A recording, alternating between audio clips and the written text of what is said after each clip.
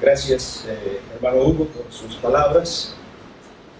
Gracias a la Fundación FIDE por la invitación a un servidor a este aniversario, a este 8º aniversario, que en números puede parecer poco. Como decía nuestro hermano Gonzalo, sus inicios apenas se remontan a pocos años en el pasado,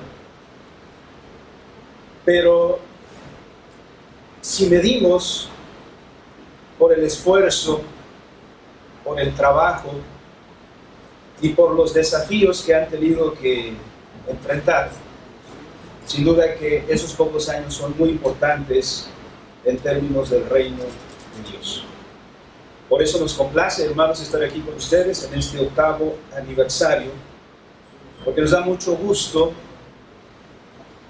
a la Universidad Juan Calvino ver el trabajo que están desempeñando algunos de sus egresados. Me permito felicitarles a nombre de la facultad, de mis colegas, profesores, felicitar a la Fundación por este 8º aniversario y por el trabajo que están desarrollando.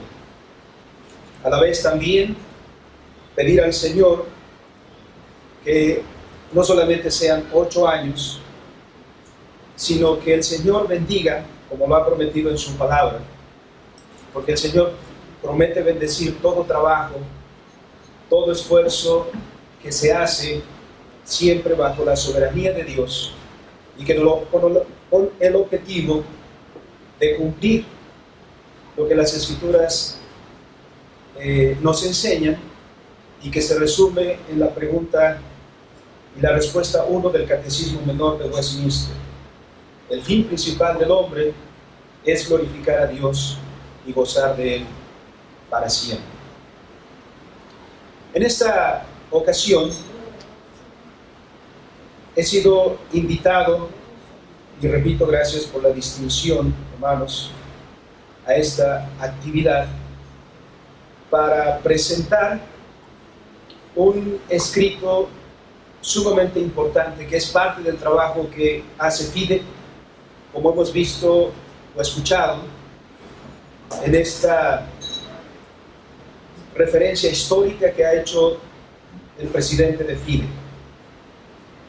El propósito de FIDE, que es divulgar el pensamiento reformado, el pensamiento reformacional.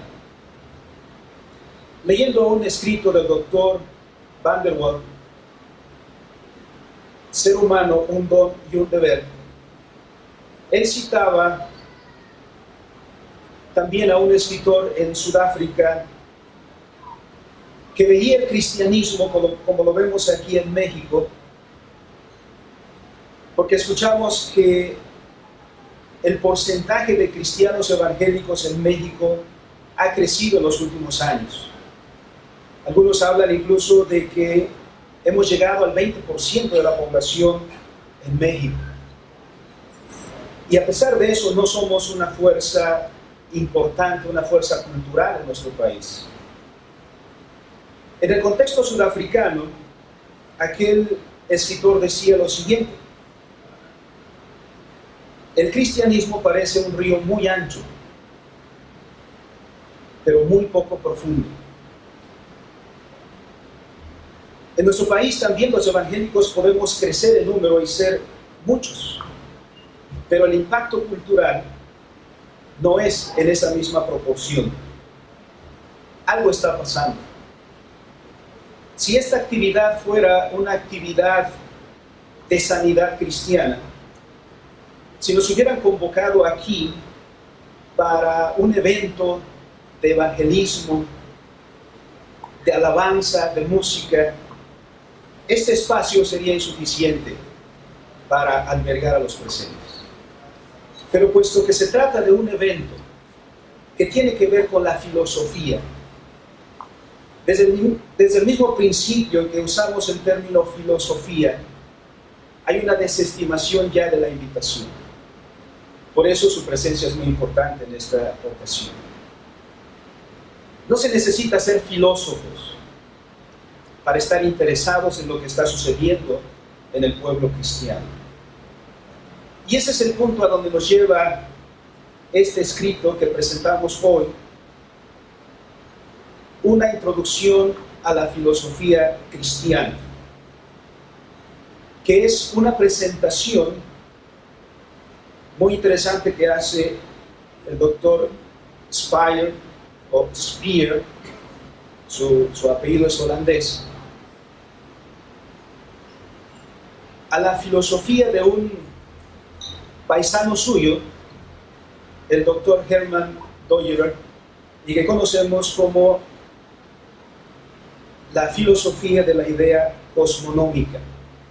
En un término mucho más popular, hablamos de la filosofía reformacional, una filosofía que es relativamente nueva en nuestro país y la cual estamos interesados en divulgar porque pensamos que es un pensamiento que el pueblo de Dios necesita en una generación tan crítica como la nuestra.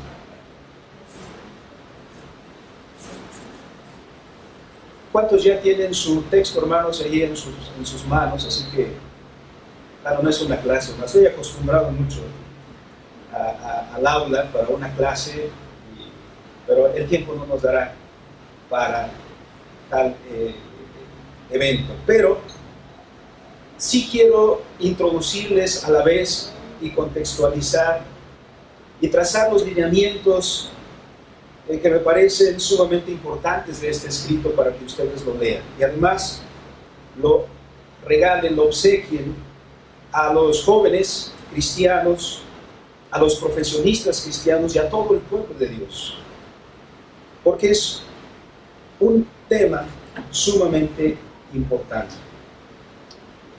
En el contexto, hermanos, en el que vivimos, el contexto nuestro de la Iglesia de Jesucristo en México, estamos acostumbrados, por ejemplo, a hablar de una librería cristiana. Hay librerías cristianas en nuestro país. Escuchamos hablar de música cristiana. En ocasiones he escuchado por ahí de algunos jóvenes empresarios que quieren poner un café cristiano. Pero es sorprendente que cuando hablamos de filosofía cristiana hay un rechazo. Para muchos, el solo planteamiento de una filosofía cristiana no es posible. Es muy aventurado. Incluso el solo término filosofía causa en nosotros cierto escozor. Mucho menos, por supuesto, hablar de una filosofía cristiana. Y algunos han tomado esta actitud citando las palabras del apóstol Pablo en Colosenses 2:8. Mirad que nadie os engañe por medio de filosofías y huecas sutilezas, según las tradiciones de los hombres, conforme a los rudimentos del mundo y no según Cristo. Parece una actitud bíblica, entonces, decir no tenemos nada que ver con la filosofía, no tenemos nada que involucrarnos con la filosofía. Y lo anterior, creo, hermanos, tiene un antecedente. Nos han educado con una visión escolástica.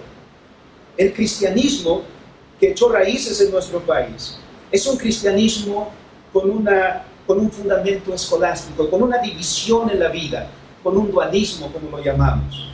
Una división entre la fe y la razón. En nuestro lenguaje cotidiano se traduce en dos aspectos de nuestra vida, el aspecto religioso y el aspecto secular. Eso es algo que traemos todos los días. Hablamos de nuestros estudios seculares, hablamos de nuestro trabajo secular, etc. Y por otro lado hablamos de nuestras tareas religiosas, que para el caso significan tareas eclesiásticas. Y por lo tanto, nos han puesto en la falsa disyuntiva de que tengamos que elegir entre fe y razón. entre fe y filosofía, entre fe y ciencia.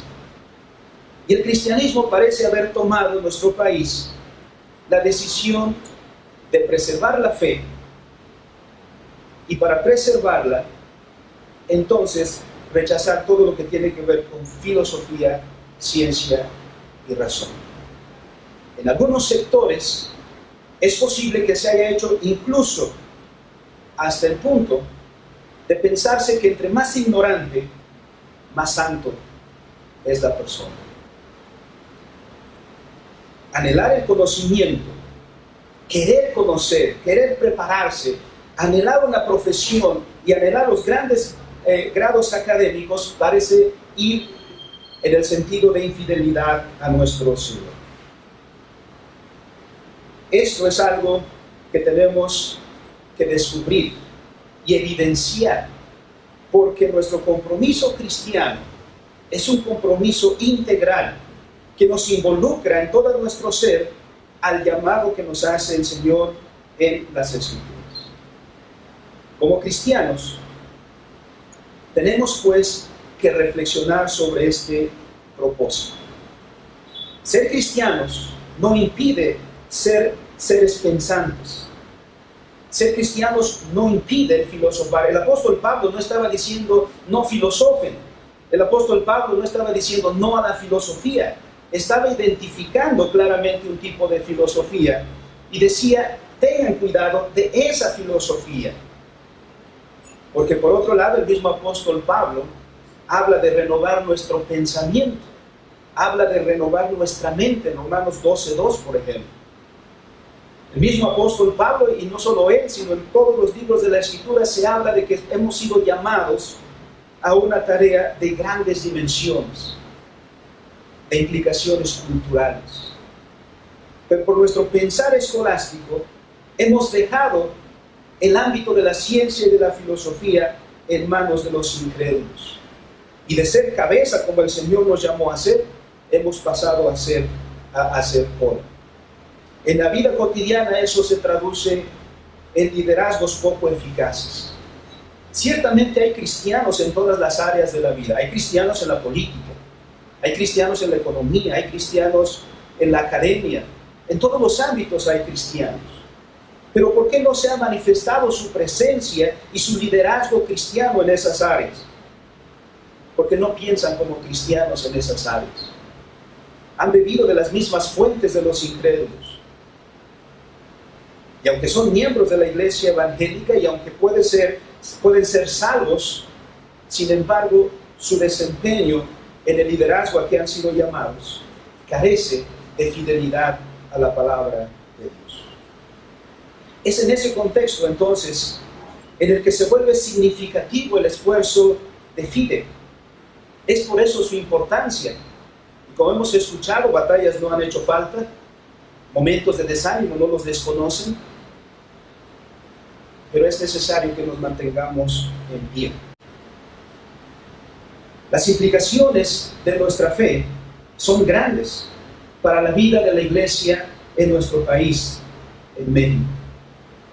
Preocupados por esa situación, en esta ocasión Fide ha traducido este precioso texto, que es el conjunto de una serie de textos que presentan una filosofía reformada, una filosofía cristiana.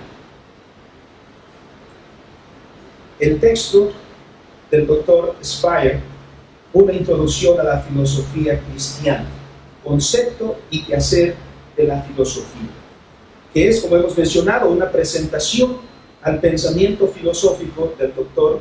Hermann Hoyer. Este texto, hermanos, en primera instancia, no es un texto filosófico en sí, sino que nos presenta este desafío. ¿Es necesaria una filosofía cristiana? ¿Es viable desde la confesión escritural hablar de una filosofía cristiana, una filosofía de formación escritural? Esa es la pregunta que responde a lo largo de este librito.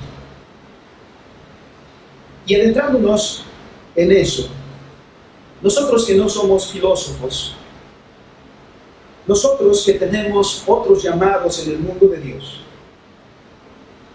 pero usando la figura que el apóstol Pablo usa en Romanos, 1 Corintios 12, diciendo que la iglesia es un cuerpo en el que la mano no le puede decir al ojo no te necesito, o la mano al pie, sino diciéndonos que la humanidad es un todo orgánico, que la iglesia es un todo orgánico, donde ciertamente hay diversidad, pero al final solo es una comunidad, al final solo es un pueblo, al final solo tiene un llamado.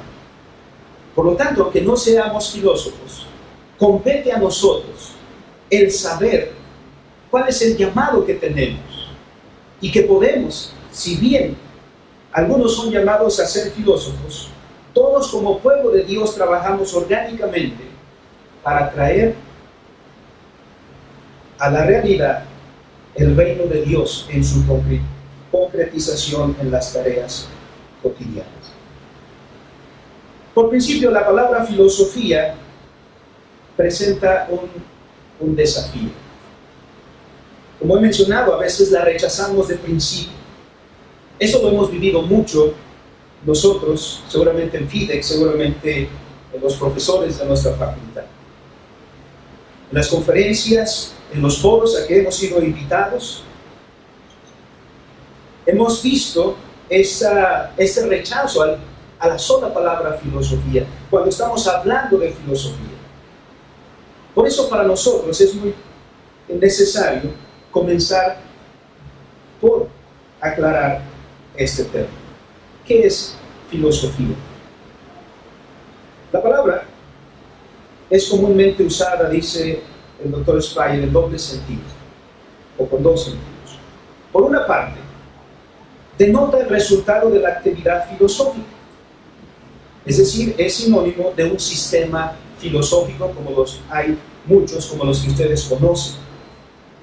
Está, por ejemplo, la filosofía de Platón, la filosofía de Kant, la filosofía de Hegel, etc. Son sistemas de pensamiento, sistemas filosóficos. Es posible que cuando mencionemos la palabra filosofía, inmediatamente vengan estos sistemas a nuestro pensamiento y estos filósofos a nuestro pensamiento. Pero en un segundo sentido, la palabra filosofía se refiere o describe la actividad filosófica en sí misma, es decir, el acto de filosofar. La filosofía es una actividad humana, una actividad que es parte de nuestra vida temporal, parte de nuestra vida en el mundo de Dios, puesto que Dios nos hizo con este propósito. Y es en este segundo sentido el que la palabra es usada en el libro que ustedes tienen en sus manos. Hemos sido llamados por Dios a la existencia, y existir en el mundo de Dios tiene sus implicaciones muy, muy importantes. Filosofar, esta es la segunda palabra que nuestro hermano nos explica. ¿Qué es filosofar? Filosofar es estar comprometido con el pensamiento, pensar. El ser humano es un ser pensante, eso es inevitable. Todos estamos pensando cotidianamente. Cuando caminamos pensamos, cuando estamos desayunando pensamos. Pero a ese le llamamos un tipo de pensamiento cotidiano. Ese no es filosofar. Filosofar es estar comprometido con una forma específica de pensamiento científico. Es decir, filosofar quiere decir o demanda toda nuestra concentración en el acto de pensar. No es casual. De ahí que entonces, aunque todos los seres humanos pensamos, no todos somos filósofos. Aunque todos estamos en la cotidianidad pensando en las cosas, en las tareas nuestras, sin embargo, no todos desarrollamos una tarea filosófica. Ya que hemos dicho que la filosofía es una forma específica de pensamiento científico, bueno, lo siguiente demanda entonces que aclaremos el término ciencia. ¿Qué es la ciencia? La ciencia es una forma particular de actividad reflexiva. Pensar científicamente es pensar analíticamente. En los actos cotidianos, por ejemplo, como esta mañana que hemos desayunado, este es un acto de la experiencia cotidiana y disfrutamos lo que se nos ha servido y lo comemos, pero no nos detenemos a hacer un análisis. Hemos probado el alimento como algo integral, lo hemos disfrutado como un acto de nuestra vida cotidiana, pero no hemos hecho análisis, por ejemplo. No hemos hecho el acto de separar las partes en sus elementos para estudiar su naturaleza, que este acto de la vida cotidiana bien puede hacer. Por ejemplo, un nutriólogo. Un nutriólogo no verá el desayuno de la misma manera que nosotros lo hemos visto. Nosotros simplemente podríamos decir, estuvo delicioso, qué rico, porque lo hemos experimentado en su totalidad, en su integridad. Pero un nutriólogo estaría viendo quizá el valor calórico de lo que hemos comido. Alguien podría, interesado por ejemplo en la estética, en el arte, en la belleza, podría ver la presentación del platillo y ver si eso estuvo bellamente presentado, si llamó la atención, si fue atractivo desde el principio, etc. Alguien desde la perspectiva económica podría ver este asunto en su costo. ¿Es muy caro? ¿Es barato? Será una determinación que está haciendo por su parte la persona que estudia la economía, por decir solamente algunos breves ejemplos. La ciencia se distingue entonces de la vida cotidiana en que la ciencia, los mismos asuntos de nuestra vida cotidiana, los abstrae, los saca de la vida cotidiana para analizarlos, para estudiarlos. En la vida cotidiana, por supuesto, tenemos un pensamiento natural no crítico, pero en la ciencia sí. En la vida cotidiana experimentamos la vida en su totalidad, en su plenitud.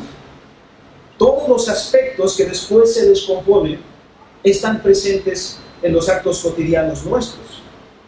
Pero el científico hace agudas distinciones de ellos y examina por separado cada uno de sus varios aspectos de ese mismo objeto de la vida cotidiana. El caso que hemos presentado ahora ligeramente para aclaración.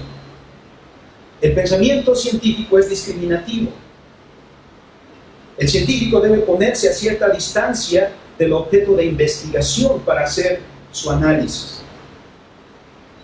Cada rama de la ciencia investiga un aspecto particular de la realidad creada. Habrá entre nosotros quizá abogados. Su área de interés es el derecho, el aspecto jurídico de nuestra existencia. Habrá entre nosotros sociólogos. Bueno, su campo de acción está limitado a la sociología, la historia, etc. Todas las áreas del pensamiento humano. Pero a diferencia de las ciencias particulares como las que hemos mencionado, la filosofía está involucrada en toda la realidad creada. La filosofía busca adquirir un conocimiento de la totalidad de la realidad. La filosofía es en su carácter exhaustiva e integral. Por eso, el doctor Daniel Strauss escribe un libro de filosofía cristiana que se llama La filosofía, disciplina de las disciplinas. Porque la filosofía no tiene un campo específico y limitado de trabajo, sino intenta descifrar y descubrir la integridad de todo el orden creado, de todo el cosmos de Dios. Por lo tanto, la filosofía debe hacerse con ese rigor científico. Por eso hemos dicho al principio que la filosofía es un tipo de pensamiento comprometido, es un tipo de pensamiento científico. Y en este sentido, por eso no todos nosotros somos filósofos, algunos somos llamados a ser filósofos. Pero después de eso, hermanos, el punto es, ¿eso qué tiene que ver con nosotros, como pueblo de Dios? ¿Eso qué tiene que ver con nosotros como cristianos? Pues mucho. Porque la filosofía es una expresión de la religiosidad del ser humano. Sí, la filosofía es una expresión y está dirigida por la religión. Aquí ya nos estamos plantando en una declaración que nos va a distinguir de la filosofía no cristiana. Porque la filosofía no cristiana va a afirmar una y otra vez que su tarea no tiene nada que ver con la religión. Que filosofía y religión no tienen nada que ver. Pero aclaremos entonces este punto. ¿Por qué la filosofía y la religión tienen una estrecha relación? Comencemos, hermanos, por explorar verdades que para nosotros son ya conocidas. No vamos a decir nada nuevo. Pero nosotros como cristianos hemos quizá cometido una reducción, hecho una reducción de las verdades escriturales. Confesamos, por ejemplo, con el credo apostólico, la primera declaración: creo en Dios Padre, Todopoderoso, Creador del cielo y de la tierra. Eso nos remite a Génesis 1:1. Todos los cristianos lo repetimos, pero poca reflexión hemos hecho sobre lo dicho en esta declaración. Regresando a eso que ya conocen ustedes, hermanos, vemos en las Escrituras que Dios ha establecido un pacto con la humanidad. De hecho, la realidad existe en pacto. Un pacto es una relación de compromiso entre Dios y la creación. Toda la creación ha sido hecha por nuestro Dios soberano. Dios ha ordenado la creación de tal manera que le prescribe que guarde los términos de ese pacto. Primero, miramos que la creación no existe por sí misma.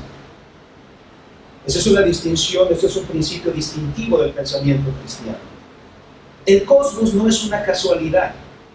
El cosmos no existe por sí mismo. El cosmos no se autogeneró. El cristianismo desde el principio asienta lo que dice la Escritura. En el principio creó Dios los cielos y la tierra. Todas las cosas que existen en los cielos y en la tierra tienen su origen en Dios y nadie más. No hay otro punto de origen, no hay otro principio originador. El único principio originador de toda nuestra realidad es Dios.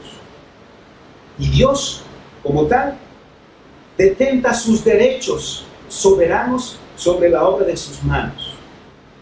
Por eso la creación no puede ser independiente. Pensar en toda la realidad como independiente de Dios y pensar que solo Dios tiene interés en los asuntos eclesiásticos es reducir tremendamente lo que la Escritura nos está enseñando, lo que la Escritura nos está diciendo. Por eso, de principio entonces, la vida se enfoca desde este punto. La vida es religión. La vida significa estar en relación con algo, con alguien. Y eso, la creación lo está por el hecho de ser creación. Porque, por ejemplo, no puede decirse criatura, sino inmediatamente da por hecho que hay un creador. Porque la creación no puede existir en autonomía. El carácter de la creación y el carácter de la criatura es existir en dependencia. Por eso el Salmo 104 nos implica toda esta verdad.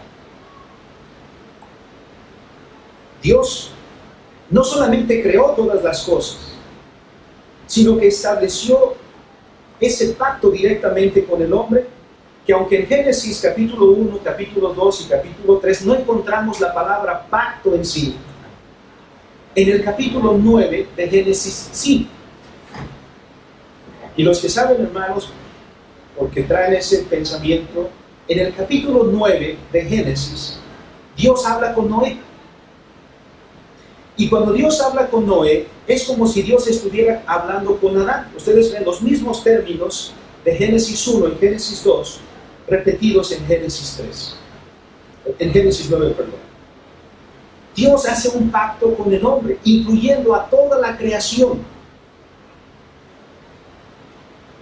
Dios ve entonces este orden de esta manera. Por eso, desde el mismo principio, como decía el doctor Abraham Kuyper, ningún aspecto de nuestra vida, ningún aspecto de la realidad es ajena al señorío de Cristo.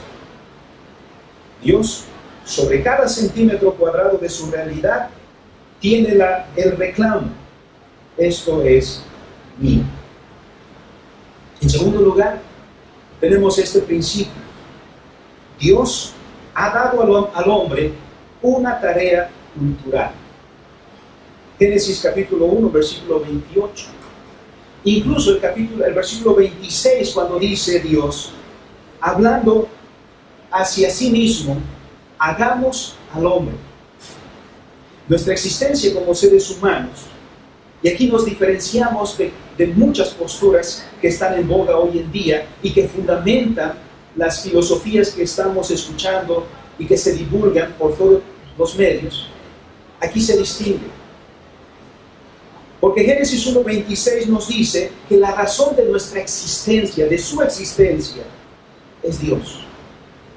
Ustedes y yo no somos producto de la casualidad. Dios dijo, hagamos al hombre. Segundo, lo hizo con una tarea. Lo hizo para encabezar un deber, una obligación en su creación. Porque dice Dios, hagamos al hombre para que señoree, para que sojuzgue la creación. Génesis 1:28, entonces Dios habla con el hombre y le dice, fructifica, multiplícate, sojuzga y señorea todas las cosas. Génesis 2:15 también nos lleva en ese punto. Tomó pues Dios al hombre y lo puso en el huerto del Edén para que lo labrara y lo guardara.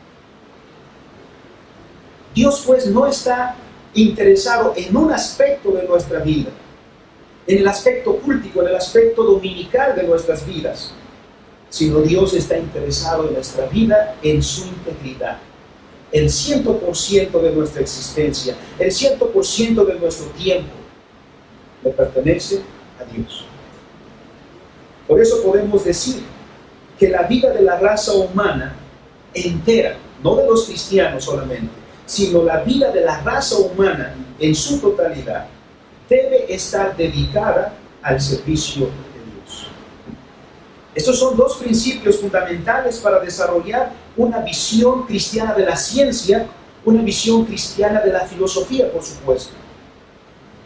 Porque nos están diciendo, hermanos, que nosotros no podemos tener en nuestra vida nada a lo que podamos llamar secular. Absolutamente nada. Nada es nuestro, todo es de Dios. En la redención de nuestro Señor Jesucristo, el hombre también está llamado a guardar el pacto, y este abarca toda la vida. El apóstol Pablo, escribiendo, por ejemplo, en las cartas pastorales, a Tito, a Timoteo, insiste, como en Efesios, como en Colosenses, después de plantear la doctrina cristiana, entonces insiste en decir, andar en novedad de vida. Y el apóstol Pablo, entonces, apunta hacia la vida matrimonial, apunta hacia la vida laboral, apunta hacia la vida familiar, etc. Porque el hombre en su integridad debe servir a Dios. El servicio a Dios en el pacto con toda nuestra vida a través de la fe en Jesucristo, hermanos, la llamamos religión. Eso es lo que es religión. Y tenemos que aclarar ese punto muy claramente. Porque en nuestro medio, incluso nosotros los evangélicos, usamos la palabra religión equivocadamente. Cuando usamos la palabra religión, la usamos en una manera muy restringida. Religión es una palabra que se refiere a los eventos cultos, a las actividades eclesiásticas, al culto dominical. Cuando definimos así el término religión, por eso todo lo que está fuera de la esfera eclesiástica se vuelve secular. Porque el reino de Dios lo estamos circunscribiendo únicamente al aspecto culto. Y eso es un error nuestro. Tenemos que insistir. La vida es religión. La vida en su totalidad tiene que ver con el Creador, tiene que ver con Dios. La vida en su totalidad tiene que ser vista solo a través de los ojos de nuestro Dios. Por eso, el servicio a Dios, insistimos, abarca toda nuestra existencia. Aquí viene otro problema que hemos vivido. A menudo en la iglesia donde un pastor, donde un servidor es pastor, llegan personas buscando al siervo de Dios.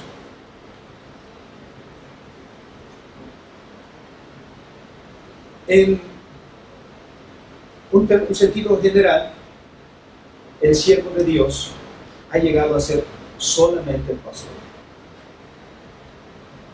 Pero en términos de los cuales estamos hablando, en términos de las Escrituras,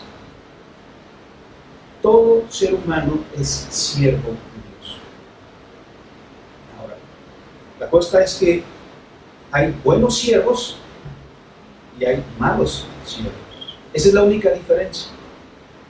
Pero de que todos somos siervos, todos lo somos.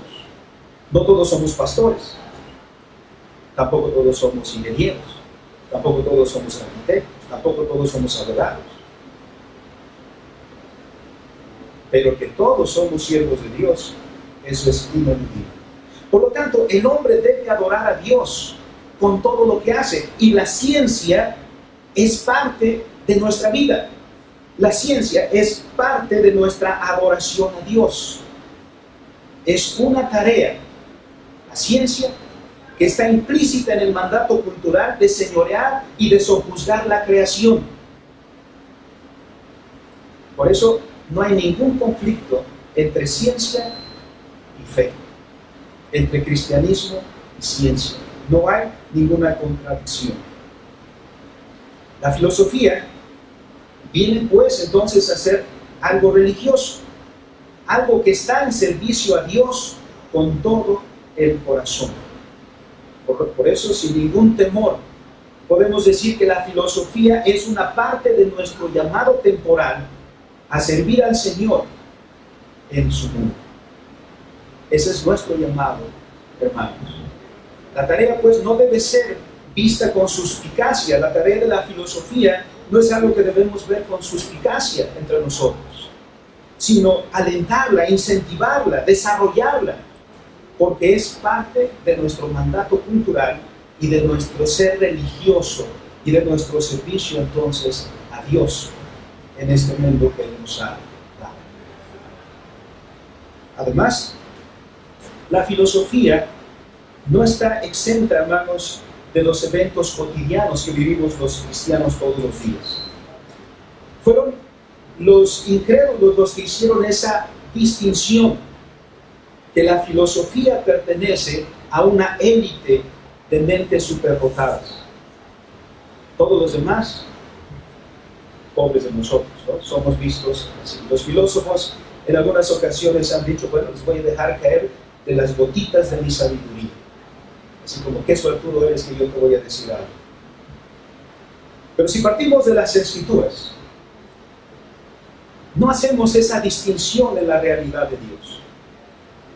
¿Qué tiene que ver, pregunta el doctor Spire, la filosofía con el creyente de todos los días? Por eso decíamos, nosotros no somos filósofos. ¿Y qué estamos haciendo en una conferencia donde se presenta un libro que es una introducción a la filosofía? Bien, podríamos decir, yo nunca me voy a dedicar a la filosofía, así que esa conferencia no es para mí. Así pues, debemos tomar también en este punto una visión cristiana de todas estas cosas.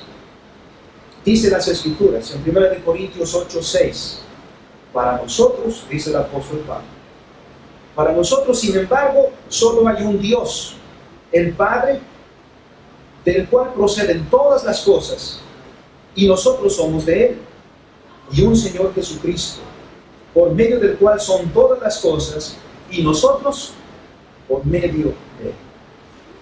Ahora, miren ustedes este pasaje. ¿Qué nos está diciendo? Este pasaje, si lo aplicamos bien, no permite una división en nuestra vida. No permite un dualismo en nuestra vida entre lo sagrado y lo religioso. Sino que este texto nos está dando una visión unificada de la realidad. Está diciendo, para nosotros solo hay un Dios, del cual proceden todas las cosas, y nosotros somos para Él. Y el Señor Jesucristo, por medio del cual son todas las cosas, y nosotros por medio de Él. La tarea científica fue dada a la humanidad, no a unos pocos intelectuales. No debemos romper la unidad orgánica de la humanidad. Por eso el apóstol Pablo, usando esta ilustración que ya he referido, que quiero volver a referir, cuando en Corinto, hermanos, impera el individualismo. ¿Cuáles son los problemas que se están viviendo en Corinto? Alguien quiere profetizar solo por el hecho de que sabe profetizar. Alguien quiere hablar en lenguas solo por el hecho de que habla en lenguas. Pero ha perdido de visión la comunidad. Por eso vemos en Corinto que hay desorden. Y Pablo tiene que llamarles y decirles que Dios no es un Dios de confusión, sino de orden. Igual nosotros. Los filósofos y nosotros formamos una comunidad. Somos un todo orgánico. Los filósofos no son una élite de intelectuales a quienes Dios les ha dado solamente esa tarea. Esa es una tarea nuestra. Como por ejemplo también la educación. La educación se la hemos dejado al Estado, cuando la educación es un deber nuestro, es un deber de la comunidad. Por eso todos estamos involucrados en el cumplimiento del mandato cultural. No podemos decirle a alguien simplemente, ese es tu llamado, haz tu tarea. Sino que estamos en un todo unificado, en un todo coherente. Porque solo hay una cabeza. Y esa cabeza es Cristo. Donde la diversidad encuentra su unidad. En el reino de Dios, lo que sí existen son división de labores. Dice el apóstol Pablo, no todos son ojo, no todos son bien, no todos son mal. Pero en el cuerpo de Jesucristo, todos los miembros tienen una función, una tarea que desarrollar y una tarea que contribuye a que la tarea más grande de señorear y sojuzgar la creación se cumple. Y eso es lo que estamos haciendo, porque nadie individualmente podrá cumplir esta tarea. El abogado no piense que individualmente va a cumplir esa tarea sin la comunidad de sus hermanos. Al contrario, debe hacerlo en la comunidad, porque sus hallazgos nos ayudarán a entender a nosotros mejor la creación de Dios, mejor el orden establecido por Dios, mejor la manera en que Dios ha hecho funcionar la realidad. Por lo tanto, no veamos como los incrédulos a los filósofos como una élite superior a nosotros, y a nosotros como una comunidad aparte. La manera en que eso se expresa aún en las iglesias cristianas, hermanos, es que se divide al pueblo de Dios entre el clero y el pueblo y los laicos. Muchos hermanos usan esa palabra. Dicen, yo nada más soy un laico. Es como si dijera, yo soy un cristiano de segunda. El pastor y los hermanos pastores son como una élite. No, la única diferencia entre nosotros, hermanos, es el oficio. La única diferencia entre nosotros es la tarea del rey. Simple y sencillamente. Somos una comunidad. Y en la comunidad desarrollamos todos los llamamientos de nuestro Señor. Para que eso se cumpla, tenemos que tener presentes las Santas Escrituras. Porque ¿cómo se relacionan aquí las Santas Escrituras y nuestro quehacer científico o nuestro quehacer filosófico? Aquí también tenemos que superar un error. Las Sagradas Escrituras solamente son usadas los domingos. Las Santas Escrituras durante todo el resto de la semana se pierden. El domingo por la mañana andamos preguntando dónde está nuestra Biblia, si alguien la vio, porque ya vamos a ir al culto. Pero todo el resto de la semana no sabemos dónde ha estado. Hemos pensado que las Escrituras son un libro de texto para el culto, son un libro de texto para los domingos. Hemos olvidado que la palabra de Dios tiene autoridad sobre la totalidad de nuestras vidas. El salmista, por ejemplo, en ese versículo muy conocido, el Salmo 119, 105, no decía, lámpara es a mis pies tu palabra, queriendo significar solamente tu palabra me es luz para los domingos, o solamente para el día de reposo, o solamente para cuando tengo que presentarme en el templo.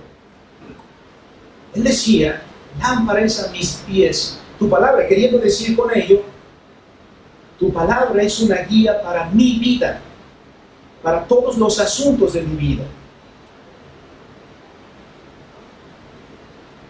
Por lo tanto, la filosofía reformada, como toda empresa cristiana, tiene que comenzar ahí, con el reconocimiento de que las Sagradas Escrituras son la palabra de Dios.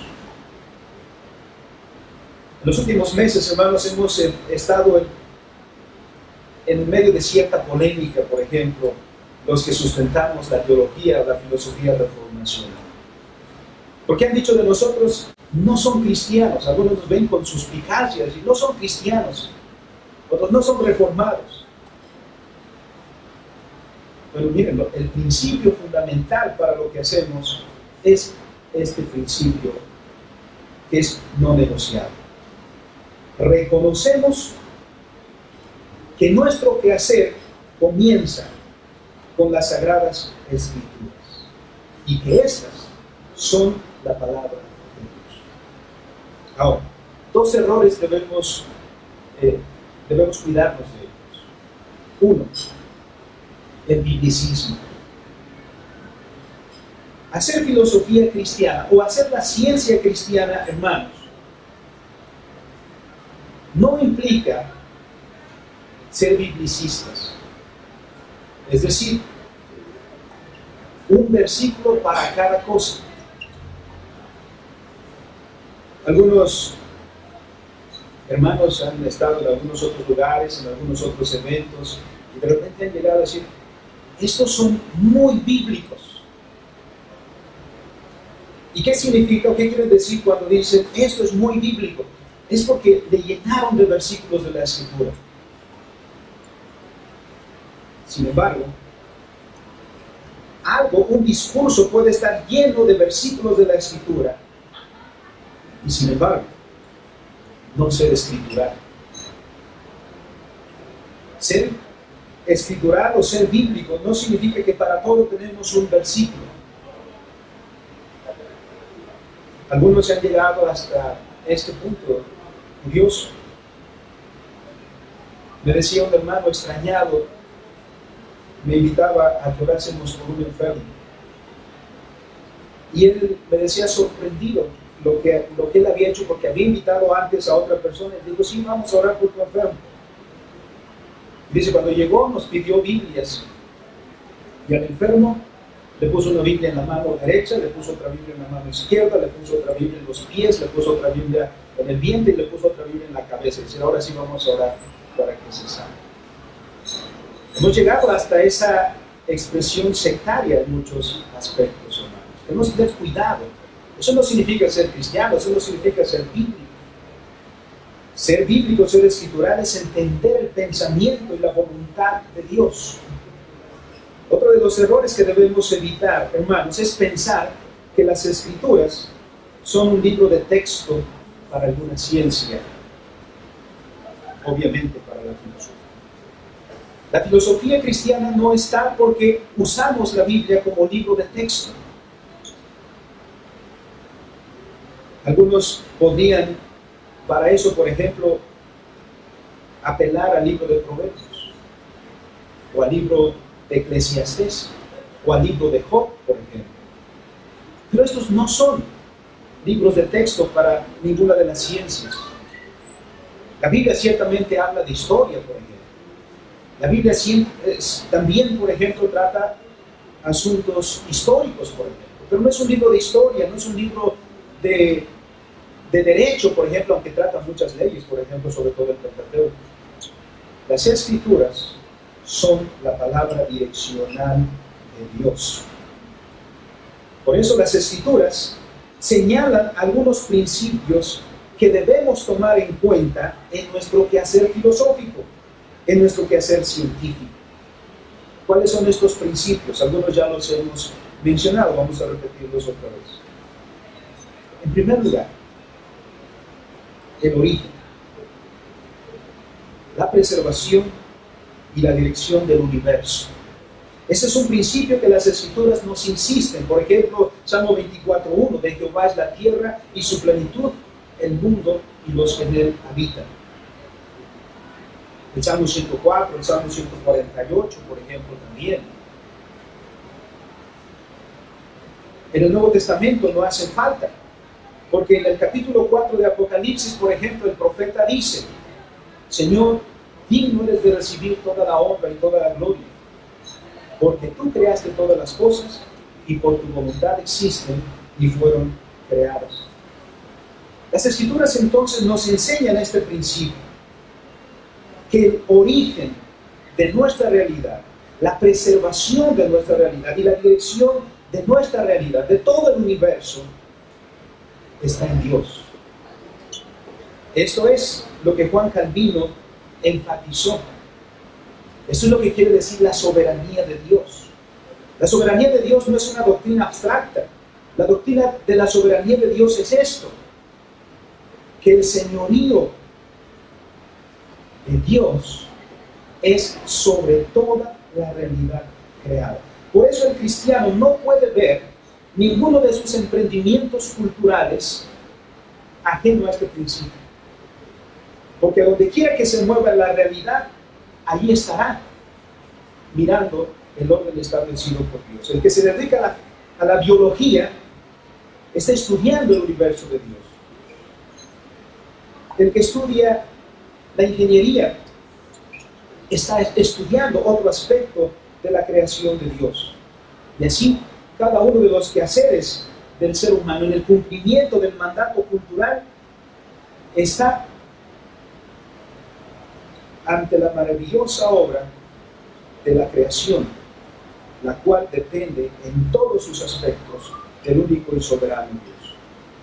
El segundo punto, el segundo principio que las Escrituras nos enseñan es que la verdadera religión solamente es posible, como lo hemos dicho, en términos del pacto entre Dios y la humanidad. Sin embargo, el hombre no puede ser no religioso. Todo ser humano es religioso. El ateo es religioso. Salmo 14. Porque dice la Escritura, dice el necio en su corazón, no hay Dios. Y a veces es curioso ver, si los filósofos no cristianos dicen que Dios no existe, ¿por qué escriben tanto de eso? ¿Por qué le dedican tanto tiempo? Si no existe, simplemente no existe. El tercer principio que las Escrituras nos enseñan es que la caída, el pecado, ha corrompido a la totalidad del ser humano.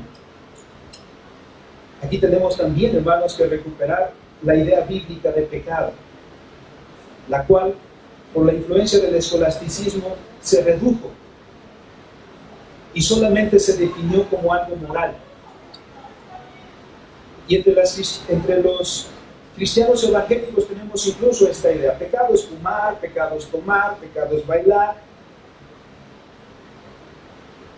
Si eso se reduce, así nos lo han enseñado, pero nadie ve el pecado, por ejemplo, en la ciencia y en todos los otros emprendimientos del ser humano. Por eso me gusta la definición de pecado de la pregunta 14 del Catecismo Menor de Westminster. Pecado es toda falta de conformidad a la ley de Dios o la transgresión de ella. Eso es lo que es pecado. El pecado es una reorientación del corazón humano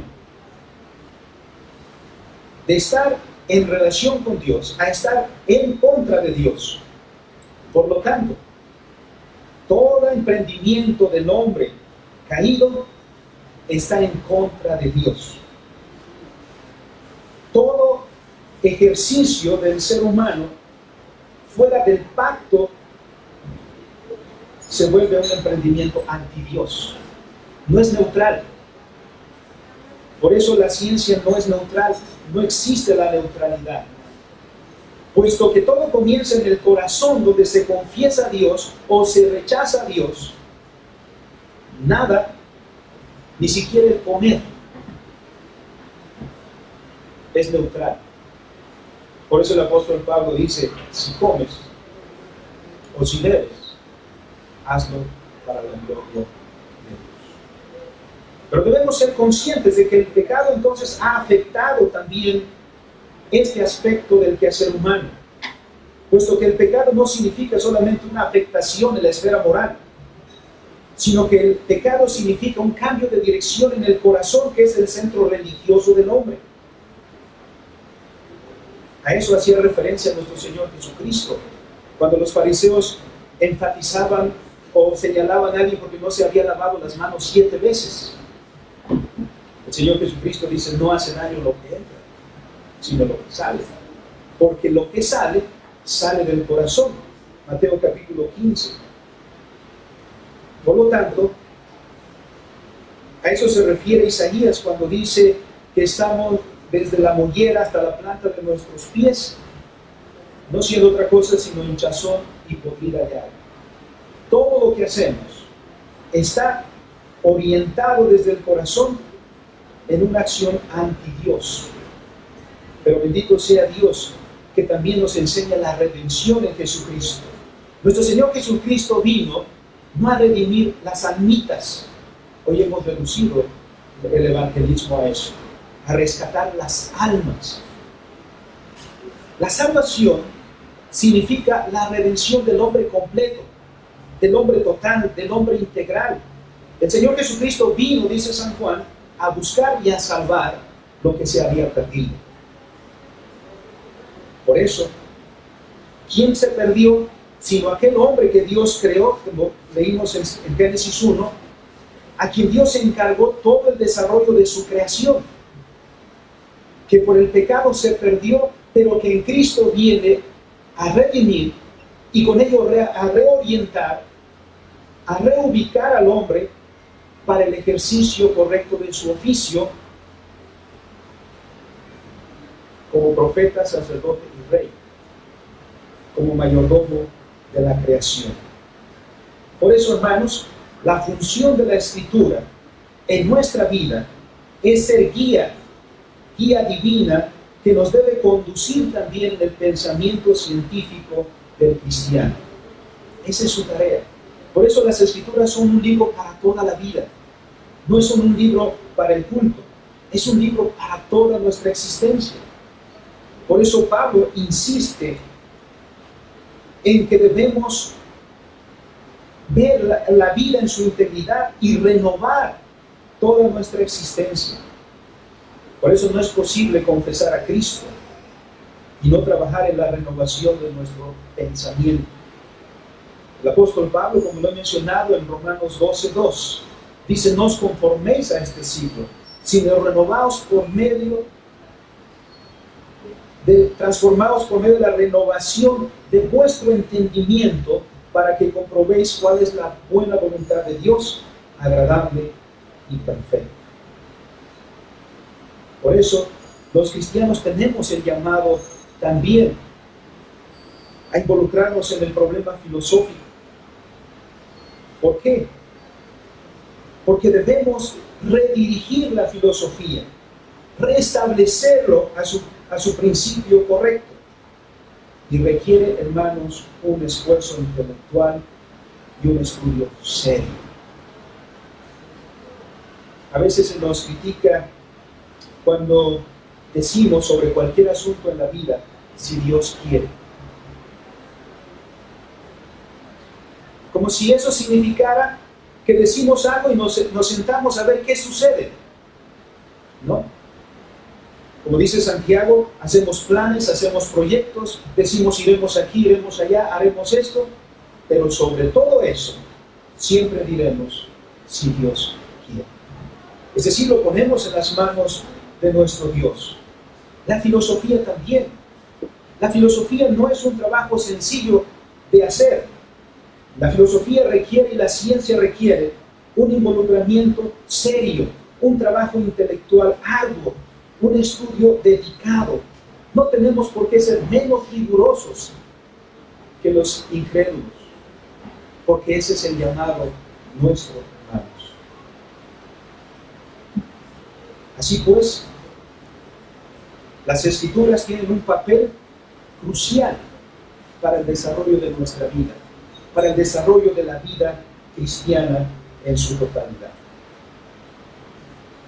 Por lo que hemos mencionado, amados hermanos, señalamos el punto de partida y dirección de la filosofía de la siguiente manera. Puesto que la filosofía es parte del mandato cultural y comienza y es una actividad del ser humano, que es un ser religioso, entonces no hay filosofía ni hay ciencia neutral. Todo es religión. O bien es una actividad que se desarrolla teniendo presente el señorío de Cristo, o es una actividad que se desarrolla negando el señorío de Cristo. Como dice el Salmo 14, Salmo 53, dice el necio en su corazón: no hay Dios. El punto de partida de la filosofía, dice el doctor Goyer, es el corazón religioso del ser humano. Al corazón le llama el punto arquimediano. ¿Por qué?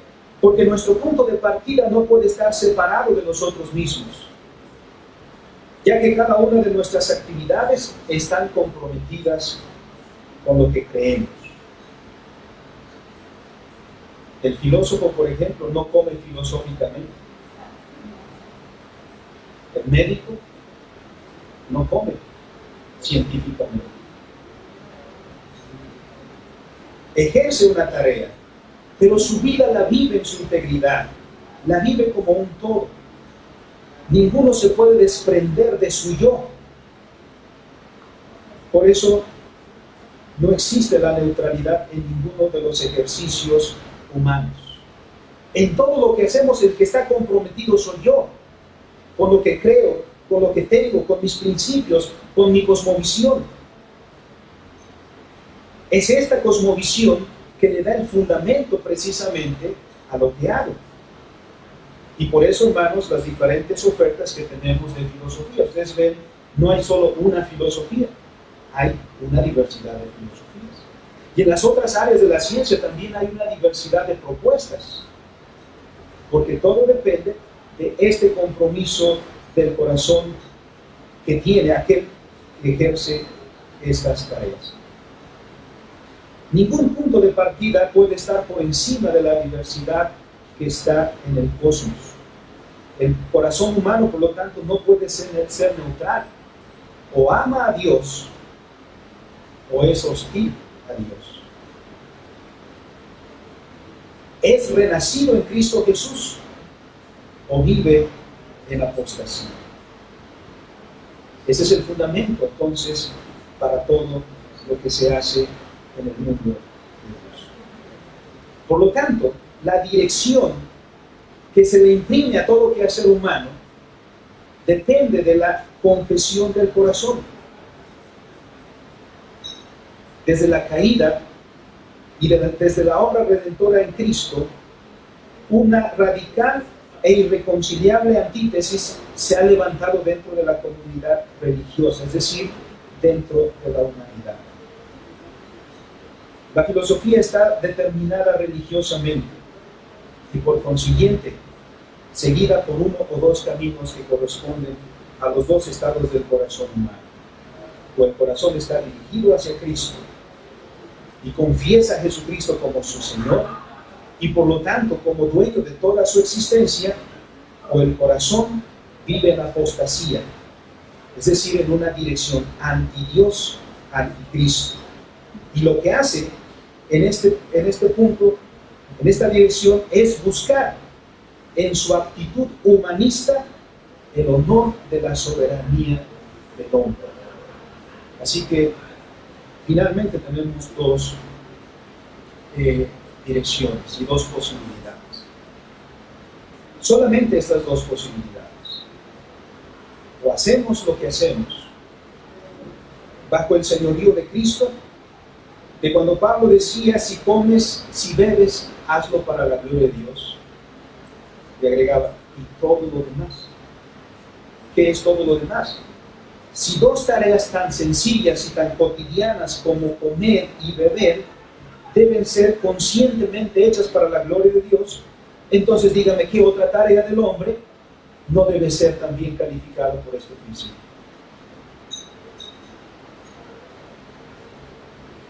Concluyendo, entonces, hermanos, nos ha quedado mucho en el tintero, pero suficiente para esta conclusión. El ejercicio de la filosofía, la búsqueda de una filosofía escrituralmente conformada, escrituralmente definida, no es extraño, hermanos, a nuestro llamado. Al contrario, ¿qué es lo que necesitamos el pueblo de Dios? Una filosofía cristiana. Una filosofía que honre a Dios. Una filosofía que, partiendo de las Escrituras, sea conformada por esos principios, porque solo entonces tendremos una visión correcta e integral de toda la realidad. Lo cual nos hace mucha falta a un pueblo que mira sus tareas tan fraccionadas, para llamar y para seguir usando estas dos palabras, religioso, secular. Debemos llegar al entendimiento, a la comprensión de un universo unificado en Cristo Jesús, en donde todo lo que hagamos sea orientado hacia la gloria de nuestro Señor y Salvador. Así pues, no todos los que estamos aquí somos filósofos y quizá no lo seremos, pero somos parte del pueblo de Dios. Somos parte de la humanidad redimida. Somos parte del pueblo a quien el Señor le ha dado un deber cultural en este momento. Por eso, hermanos, el texto en cuestión viene muy al caso para nosotros en nuestro contexto. Qué bueno que como pueblo evangélico crezcamos el porcentaje en nuestro país, pero aún no hemos asumido los lugares de liderazgo. Aún no se ha manifestado nuestra presencia como una fuerza cultural. Eso solo lo haremos en la medida que adquiramos una filosofía estrictamente escritural. En la medida que veamos nuestra vida en esta integración de toda la realidad bajo el señorío de Cristo. Este es el esfuerzo de esta comunidad reformacional y es un reto para nosotros. Así que, hermanos, sigamos adelante. Son 8 años. No sabemos en el Señor cuánto nos falta, pero quiere el Señor en su gracia dar muchísimos más años. Y muchísimos más hermanos que sean sumados a estos esfuerzos de rescatar el mundo para la gloria de Dios y rescatar el saber para dar honra y gloria a nuestro Dios. Que el Señor les bendiga.